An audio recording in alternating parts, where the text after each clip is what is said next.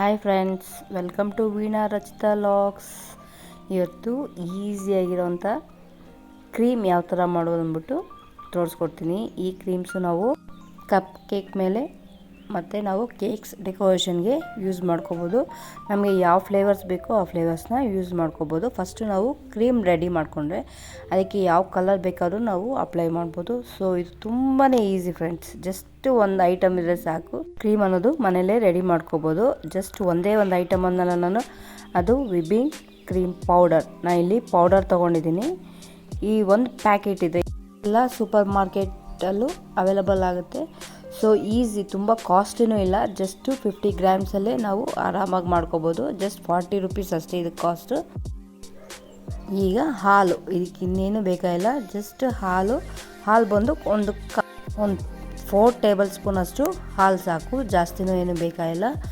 So ಹಾಲು ಹಾಕ್ಕೊಂಡು first mix ಮಾಡ್ಕೋಬೇಕು. ಅದಾದಮೇಲೆ ನಾವೊಂದು ಹ್ಯಾಂಡ್ ಮಿಕ್ಸರಿಂದ ನೀಟಾಗಿ ವಿಬ್ ಮಾಡ್ಕೋಬೇಕು. ಇದರಲ್ಲೇ ಮೇಯ್ನ್ ಇರೋದು. ಸೊ ಇದು ಎಷ್ಟು ನಾವು ಬ್ಲೆಂಡ್ ಮಾಡ್ಕೊತೀರೋ ಅಷ್ಟು ಟೆಕ್ಸ್ಚರ್ ಬರುತ್ತೆ. ಫಸ್ಟು ಸ್ಟಾರ್ಟಿಂಗಲ್ಲಿ ಇದೇ ಥರ ಇರುತ್ತೆ, ಮಾಮೂಲಿ ಸ್ಪೀಡಲ್ಲೇ ಮಾಡ್ಕೋಬೇಕು. ಒಂದು 10 ಮಿನಿಟ್ಸ್ ಆದಮೇಲೆ ನೋಡಿ ಟೆಕ್ಸ್ಚರು ಹೆಂಗೆ ಆಗ್ತಾಯಿದೆ, ಸ್ವಲ್ಪ ಗಟ್ಟಿ ಆಗ್ತಾ ಇದೆಯಲ್ಲ. ಈಗ ಗಟ್ಟಿ ಆಗ್ತಾಯಿರೋ ಟೆಕ್ಸ್ಚರಲ್ಲಿ ನಾವು ಹೈ ಸ್ಪೀಡ್ ಇಟ್ಕೋಬೇಕು. ಸೊ 7 to 8 ಇಟ್ಕೊಂಡು ನೀಟಾಗಿ ಬ್ಲೆಂಡ್ ಮಾಡ್ಕೋಬೇಕು. ನಾವು ಎಷ್ಟು ಬ್ಲೆಂಡ್ ಮಾಡ್ತೀರೋ ಅಷ್ಟು ಟೆಕ್ಸ್ಚರ್ ತುಂಬಾ ಚೆನ್ನಾಗಿ ಬರುತ್ತೆ. ನೋಡಿ ನಿಮಗೆ ಗೊತ್ತಾಗ್ತಾಯಿದೆ, ಗಟ್ಟಿ ಆಗ್ತಾಯಿದೆ ನೋಡಿ. ಈಗ ನಾನು ಹೈ ಸ್ಪೀಡಲ್ಲಿ ಈ ಥರ ಬ್ಲೆಂಡ್ ಮಾಡ್ಕೊಂಡಿದ್ದೀನಿ. ನೋಡಿ ಎಷ್ಟು ಚೆನ್ನಾಗಿ ಕಾಣಿಸ್ತಾ ಇದೆ, ನಿಮಗೆ ಗೊತ್ತಾಗ್ತದೆಯಲ್ಲ ಫ್ರೆಂಡ್ಸ್. ತುಂಬಾ ಈಸಿಯಾಗಿ ಆಗಿಬಿಡುತ್ತೆ. ಜಸ್ಟ್ ಒಂದು ಪ್ಯಾಕೆಟ್ ಅಷ್ಟೇ ಪೌಡರ್ ಯೂಸ್ ಮಾಡ್ಕೊಳ್ಳೋದು. ನಮಗೆ ಎಷ್ಟು ಬೇಕಾಗುತ್ತೋ ಅಷ್ಟು ಕ್ವಾಂಟಿಟಿ, ನಮಗೆ ಯಾವಾಗ ಬೇಕಾಗುತ್ತೋ ಅವಾಗ ರೆಡಿ ಮಾಡಿಕೊಂಡ್ರೆ ಚೆನ್ನಾಗಿರುತ್ತೆ. ಇದನ್ನು ಆದಷ್ಟು ಸ್ಟೋರ್ ಮಾಡ್ಕೋಬೇಡಿ. ಜಸ್ಟ್ ಸ್ಟೋರ್ ಮಾಡಿಕೊಂಡ್ರೆ ಅಷ್ಟು ಚೆನ್ನಾಗಿರೋದಿಲ್ಲ. ಇದನ್ನು ತಕ್ಷಣ ನಾವು ರೆಡಿ ಮಾಡ್ಕೋಬೋದು, ತುಂಬ ಟೈಮೇನೂ ಹಿಡಿಯೋದಿಲ್ಲ. ಜಸ್ಟ್ ಒಂದು 10 ಮಿನಿಟ್ಸಲ್ಲಿ ನಾವು ಈ ಕ್ರೀಮ್ ಟೆಕ್ಸ್ಚರ್ನ ರೆಡಿ ಮಾಡ್ಕೋಬೋದು. ನೋಡಿ ಎಷ್ಟು ಚೆನ್ನಾಗಿ ಕಾಣಿಸ್ತಾ ಇದೆಯಲ್ವ, ನಿಮಗೆ ಗೊತ್ತಾಗ್ತಾ ಇದೆ. ಜಸ್ಟ್ ಒಂದು 10 ಮಿನಿಟ್ಸಲ್ಲಿ ನಮಗೆ ಕ್ರೀಮಿ ಟೆಕ್ಸ್ಚರ್ ಅಂತ ಕ್ರೀಮ್ ರೆಡಿ ಆಗುತ್ತೆ. ಈಸಿಯಾಗಿ ಮನೆಯಲ್ಲೇ ಮಾಡ್ಕೋಬೋದು. ಇದು ನಾವು ಕೇಕ್ ಡೆಕೋರೇಷನ್ಗೂ ಯೂಸ್ ಮಾಡ್ಕೋಬೋದು. ಅದೇ ಥರ ಐಸ್ ಕ್ರೀಮ್ ಮಾಡೋದಕ್ಕೂ ತುಂಬಾ ಯೂಸ್ ಆಗುತ್ತೆ. ಸೊ ನೀವು ಟ್ರೈ ಮಾಡ್ತೀರಲ್ವ, ನೋಡಿ ಎಷ್ಟು ಟೆಕ್ಸ್ಚರ್ ಬಂದಿದೆ.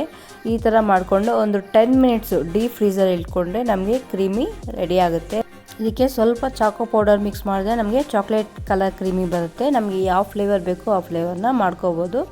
ಜಸ್ಟ್ ಈ ವಿಬ್ಬಿಂಗ್ ಕ್ರೀಮ್ ರೆಡಿ ಇದ್ದರೆ ನಮಗೆ ಯಾವ ಫ್ಲೇವರ್ ಬೇಕೋ ಆ ಫ್ಲೇವರ್ ರೆಡಿ ಮಾಡ್ಕೋಬೋದು. ಓಕೆನಾ? ಅಷ್ಟು ಫ್ಲಪ್ಪಿಯಾಗಿ ಎಷ್ಟು ಚೆನ್ನಾಗಿ ಬರ್ತಾಯಿದೆ.